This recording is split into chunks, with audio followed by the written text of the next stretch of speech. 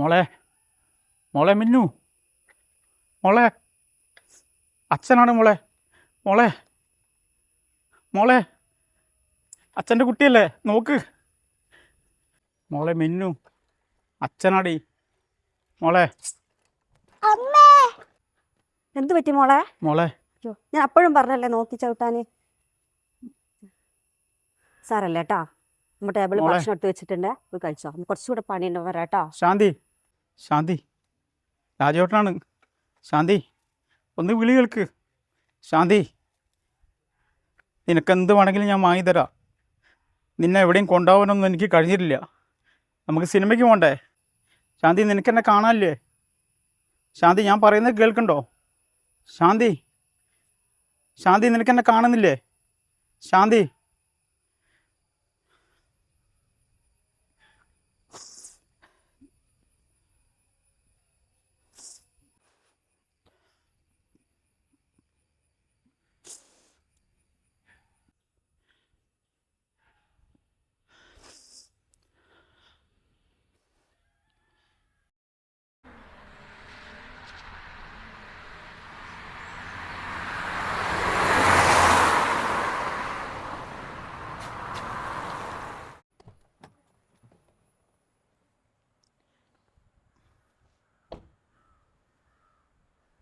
എത്ര സമയം ഞങ്ങൾ ഡ്രസ്സ് മാറ്റി കാത്തിരിക്കണ്, തീരെ ഓർമ്മയില്ലേ? ശാന്തി ഞാൻ ബിസിനസ് തിരക്കിൽ മറന്നുപോയതാണ്. ക്ഷമിക്ക്.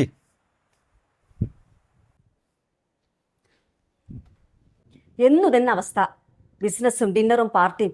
ഞങ്ങളെ കാര്യത്തിൽ ഒരു ശ്രദ്ധയില്ല. ശാന്തി ഞാൻ സോറി പറഞ്ഞില്ല, പിന്നെന്താ? സോറി? എനിക്ക് കേൾക്കട്ടെ നിങ്ങളെ സോറി. മോൾ ഇന്ന് പോയി കളിച്ചോ. പപ്പ നാളെ നേരത്തെ വരുന്നുണ്ട്. മോൾക്ക് ഇഷ്ടമുള്ള സാധനമൊക്കെ വാങ്ങി തരണം കേട്ടോ. ഓക്കെ ഓക്കെ പപ്പ.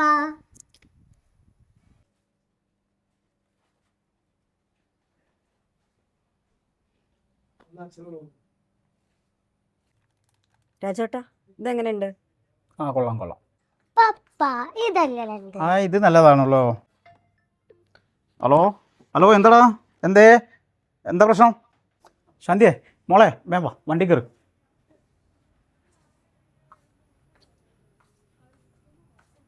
വണ്ടി കയറി.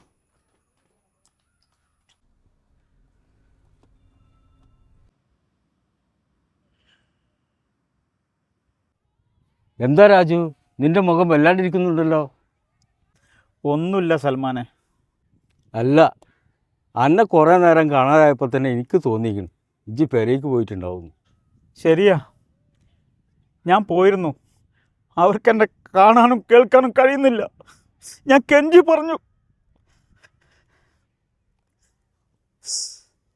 എടോ, നമ്മളിപ്പോൾ മനുഷ്യരല്ല, ആത്മാക്കളാണ്. നമ്മൾ മരിച്ചിട്ട് 2-3 മാസമായി. ഇനി വീട്ടിൽ പോയിട്ടും നാട്ടിൽ പോയിട്ടും ഒരു കാര്യമില്ല. സൽമാനെ, എനിക്കെൻ്റെ മകൾക്ക് ഒരു പ്രാവശ്യമെങ്കിലും എന്തെങ്കിലും വാങ്ങിക്കൊടുക്കും. എൻ്റെ ഭാര്യയെ ഒന്ന് പുറത്ത് കൊണ്ട് അവളൊന്ന് സന്തോഷിപ്പിക്കണം. എടോ, പടച്ചോൻ നമ്മളെ ഭൂമിയിൽ ഇറക്കിയത് എന്നോടും എന്നോടും ചോദിച്ചിട്ടല്ല. അവിടെ നടക്കേണ്ട കാര്യങ്ങൾ പ്രവാചകന്മാരും നമുക്ക് പറഞ്ഞു തന്നു. നമ്മൾ അതും കേട്ടില്ല.